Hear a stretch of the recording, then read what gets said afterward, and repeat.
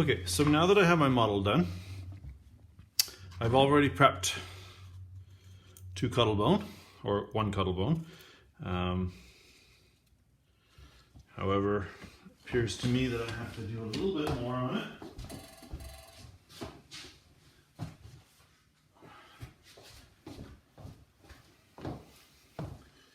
So I'm just going to quickly sand this up a bit more.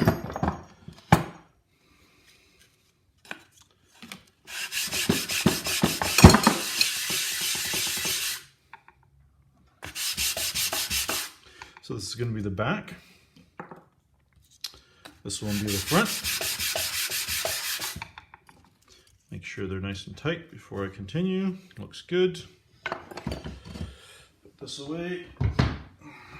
Now, so I'm going to get a good sized button on there. Bigger the button, easier it is to hit the target, right?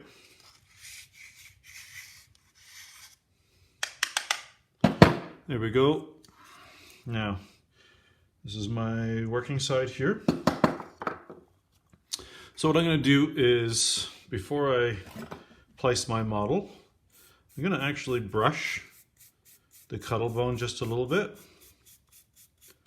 And the reason for that is I want to see exactly where my texture is going to be before I place my model. And that's one of the other things that using a plexiglass model gives me. Let's see if I can just reduce my light a little bit here. So you can see my texture lines. Oh, lo and behold, I can still see my texture lines right through my piece. So I'm going to actually move it off this way. Do I want it? Actually, I'm going to move it like this on a bit of an angle so that the texture lines tighten up as they get to the tail and they almost run. Let's see if I can get, better lighting on this. They almost run, so I'm looking through it and seeing, do I want to run them horizontally along the piece? Do I want to run them perpendicular across the piece? I don't like this. If it was a fish, it would probably work okay.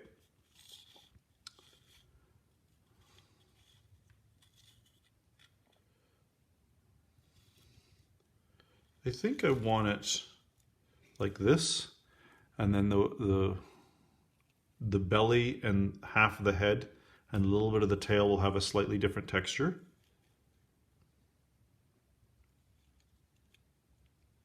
So now that I have it in the right position, I'm not too close on this side, so I've got to pay attention to that. I'm just going to use a wood block, and I'm just going to press it in there very carefully. I sort of rock it, always support the Cuttlebone. You can see how it's in there. Started to get my pattern. So I'm going to brush it. I don't want to rush it. I don't want to rush it. I don't want to push it too much without cleaning it, because I don't want all of the debris from above to be pushed into the layers below. And I just quickly clean this little guy off. Place him back into the same position. Just like that. Grab my block again. And do the same thing. Now what this is going to do is it's going to give me, first of all, it'll tell me if my Cuttlebone is going to break. But it's also going to give me a good start point, like I said before in the other video. It's going to tell me exactly where everything's going to land. Make sure that everything's nice and proportionate.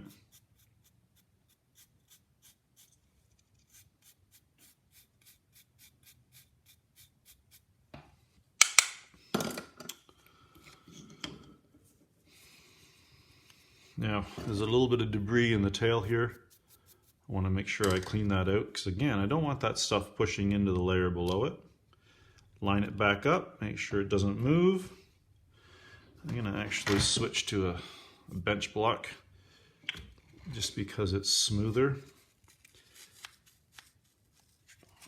Make sure that I compress it all the way around. Sorry, I'm not in the camera here. So I'm just compressing it all the way. Go back in, wrong brush, and just keep going here.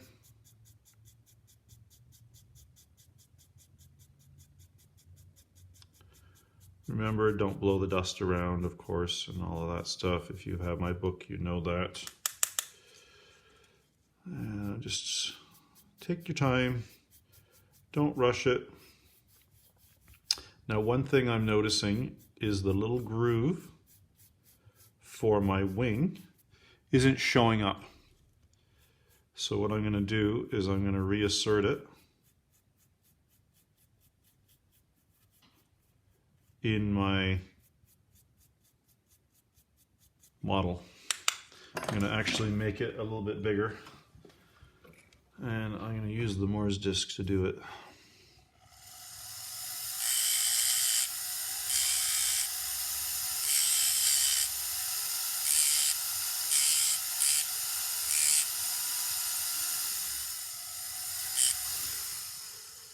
That should do it.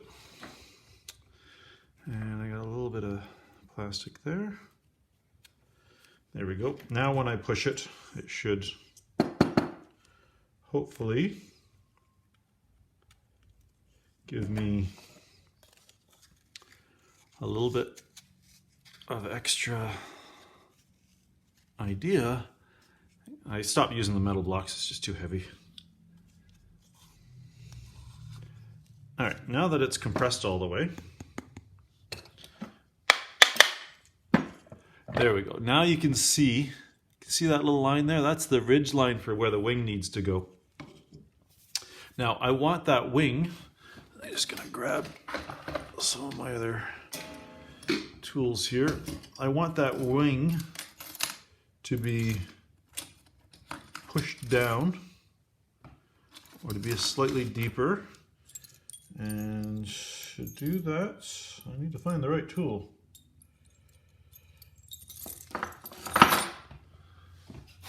Let's see. Here we go. This will do. Okay, so I'm just going to use this little guy, and I want to pay attention to the wing as I do this. Okay. Going to put that eraser in there so I don't lose my page. So now that I've gotten this done to this point, this wing, which is going to right about here, has to stick down further. So, and it comes like this.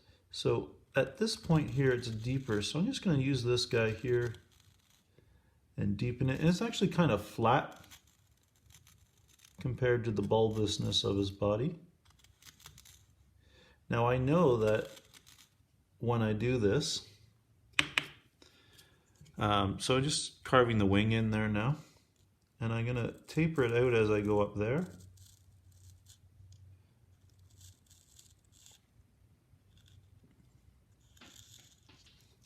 Now I got to get the wing evenly going from this tip here up.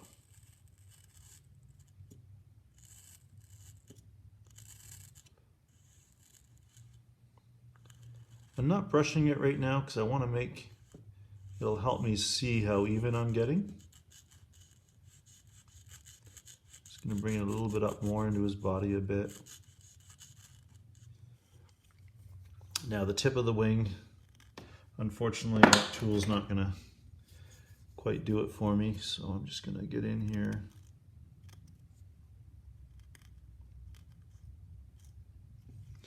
There we go. Now that I've got the wing a little bit more established, the body here doesn't have enough form. So I'm going to leave the wing for now, and I'm going to give the body a little bit more volume. And what that's going to do is it's going to thin out my wing, so I got to pay attention. Pay attention that this wing has enough depth to go over top of the whole thing. And I actually, there's another little part of the wing that I have to remember to put in. It kind of goes down like this a little bit here.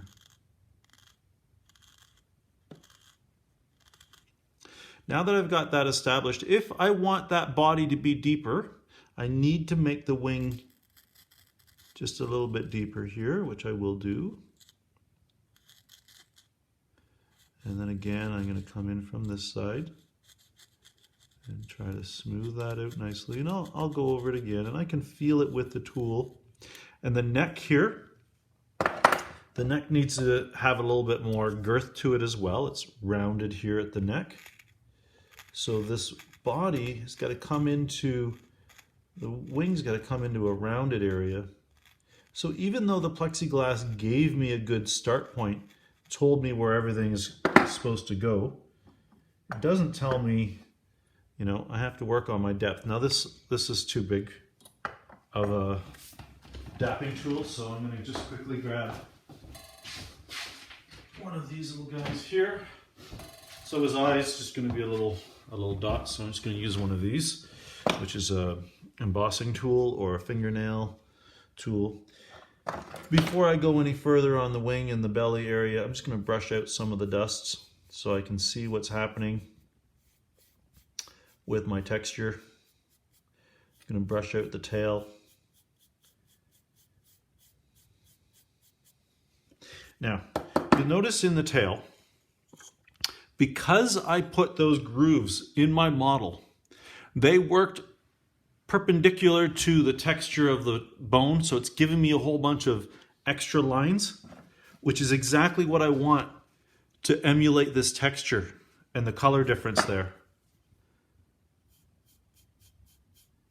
I've actually got these little, lovely little, let me see if I can get a good view of it for you. I actually got nice little waves happening in there. Non-traditional texture lines, but still they work in this case. And as it gets closer to the tip of the tail, just like in the image, it gets a little tighter design-wise. And that's why I oriented it the way I did.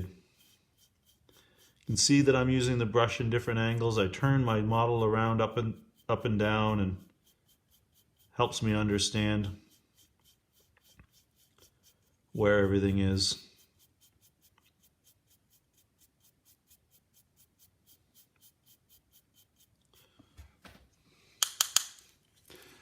Now the head, I'll get a little bit more there. Now the head doesn't have as much form as I would like. But before I go in any further with the head, if I carve in here, I'm going to lose my eye position. So what I'm going to do is I'm going to just pop that off, and I'm just going to push the eye in a little bit deep so that I can now go in and give the head a little bit of form. And then I can brush that just a little bit too, and you can see the eye is still there because I pushed it a little bit deeper. Now, I'm not tickled with the eye. I'm actually going to deepen it just a bit more there, make it slightly larger. I'm going to now go down into a finer brush. That one's too big. I'm going to go even finer. And I'm brushing out the eye. I may not get any texture on it, but I know that I won't if I don't brush it out. I'm going to use the finer brush to get into the detailed areas like the crest here and the wing, or the beak, I mean. Give it a once over. All right, so that's basically it. Now, when I look at the wing, I'm actually I don't mind this texture, but there are a couple little things that I don't like.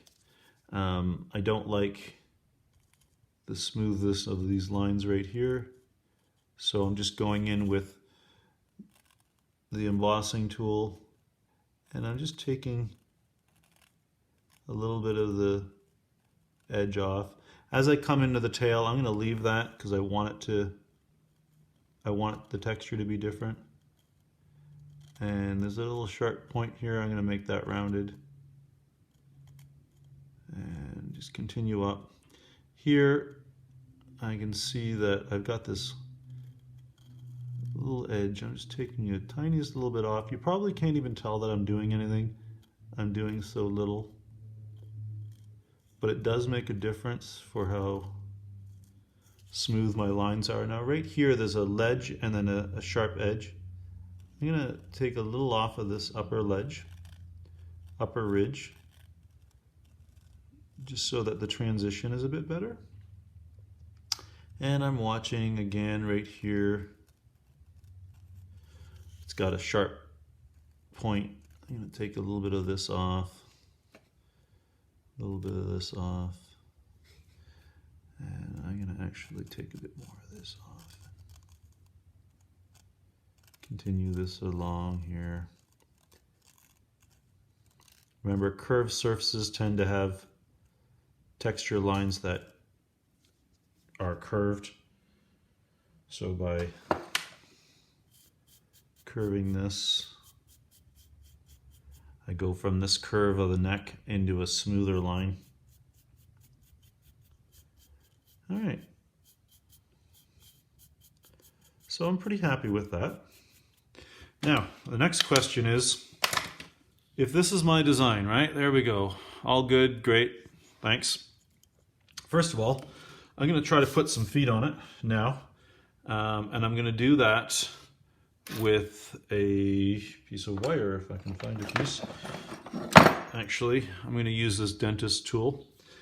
And just going to check and see, make sure I get the location correct.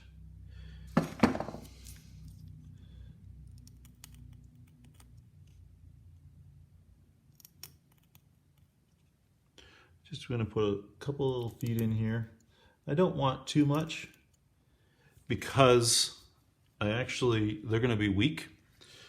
So I can't have them too thin. They may not work. I may have to add material to it afterwards. So let's talk about where I should sprue this. First, I'm just trying to find I'm going to use this back end of this. I need to go to the head. How do I make sure that the back sprue is in the right location? First thing we do is we get up and we find some wire.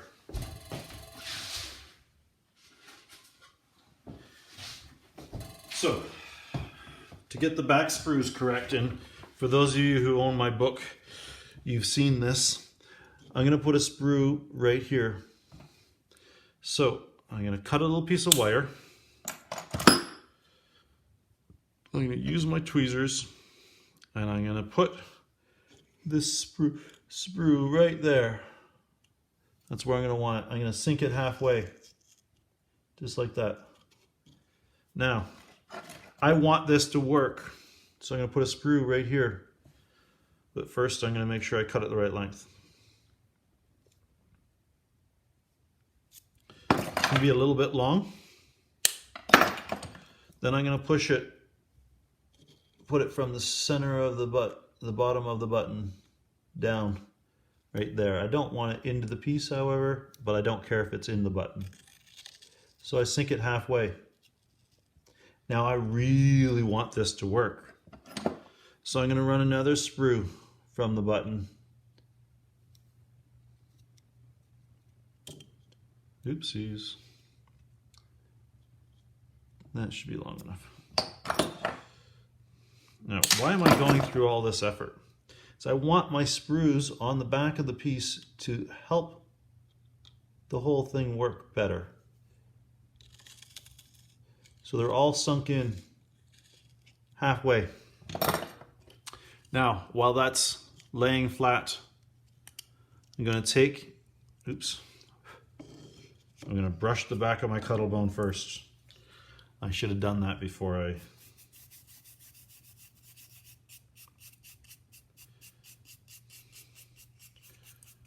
Normally I don't do this in my bench, but I was doing some other videos and I was already set up, so I'll have to vacuum my bench with a fine particulate bag in my shop vac.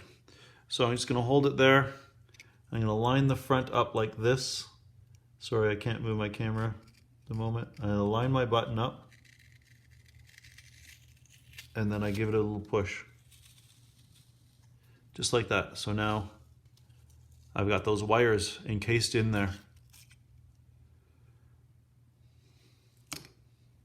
There's where my sprues go. These sprues will line up perfectly with these sprues, so when I close it, it's going to be perfect. Now, I'm going to start off with the big sprue down the middle, my main sprue going to the body, and I'm going to watch that beak. I don't want to hit that beak with the sprue. I want to just touch the piece. I want to go in nice and deep at the button area and narrower as I come to the piece, especially on the front. I'm going to do the same thing here, lining up with this one. Only go through one layer. And if you've read my book, you know that that's going to make it easier cleanup. There we go, sprue number 2. And then the last one, again, tapering so that it's actually on an angle. So I'm going to carve this one up to the tip, just like I did before, barely touching there, but deep here. And I'm going to quickly brush those. If I can find my gray paintbrush. What did I do with it? Here it is. So I'm just going to brush these so they're clean. I don't like any extra material to flow into my mold.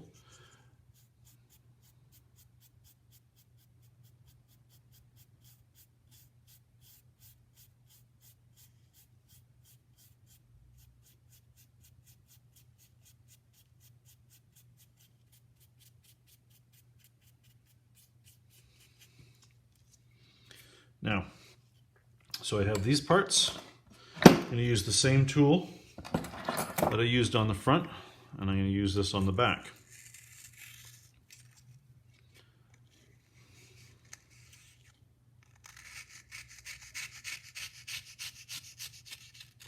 And the back one can actually go a little bit longer than the front ones, so that I have material going in the back of the sprue. Back of the piece, not back of the sprue, sorry. And then I'll do the last one, which should look something like that. And then I brush these.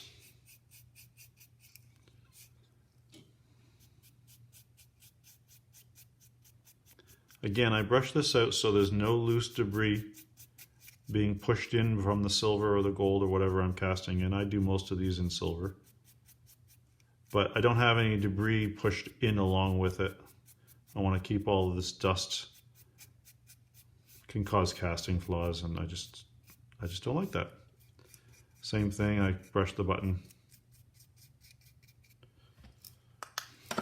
Now, if I didn't line those up perfectly, you can see how much material. It still seems like a lot of material is going to get in there. But now, look how much material is going to get in there. Look at that. All that beautiful silver is just going to go right where I need it to go. And especially if I line these up just perfectly. So to line these up, I've just lined up this top edge and made sure that the button former hole is perfect. Okay, that's it. And then I'm going to bind it, and I'm going to cast it, and I'll show you guys what it looks like after I've cast it.